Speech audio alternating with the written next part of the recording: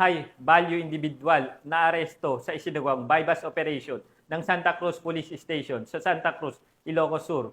Ayon sa ulat, nasamsam sa operasyon ang ilang sachet ng hininalang shabu at bypass money. Ang balitang yan ay ihatid ni Police Staff Sergeant Jandel Supremo. Bandang alas 11:30 ng umaga noong Oktubre 27, 2025, isinagawa ng mga tauhan ng Santa Cruz Police Station ang isang joint anti-illegal drug bypass operation sa barangay Nagtinga, Santa Cruz, Ilocos Sur.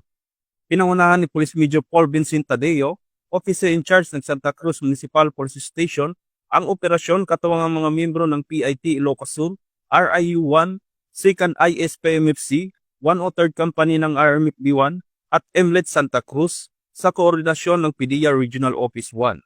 Sa operasyon, naaresto ang sospek na kinilalang si alias Jake, 58 anyos, walang trabaho, at isang drug surrendering na kabilang sa listahan ng high-value individuals. Nahuli ito sa aktong nagbebenta ng hininalang shabu sa isang pusher buyer.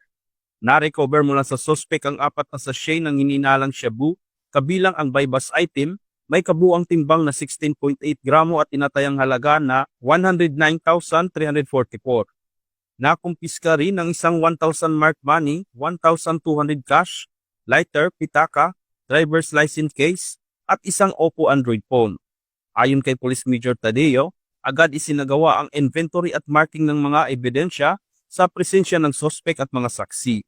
Dinala rin ang sospek sa Ilocos Sur District Hospital para sa medical na eksaminasyon at kasalukuyan ng sumailalim sa laboratory at drug test sa Provincial Forensic Unit sa Bantay, Ilocos Sur.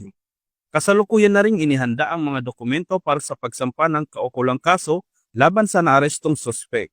Ang operasyon ay bahagi na patuloy na kampanya ng kapulisan laban sa ilegal na droga upang mapanatili ang kapayapaan sa komunidad. Mula dito sa Ilocos Region, ako ang inyong PNN correspondent, Police Staff Sergeant Jandel Supremo, alagad ng batas, tagataguyod ng Balitang Pulis.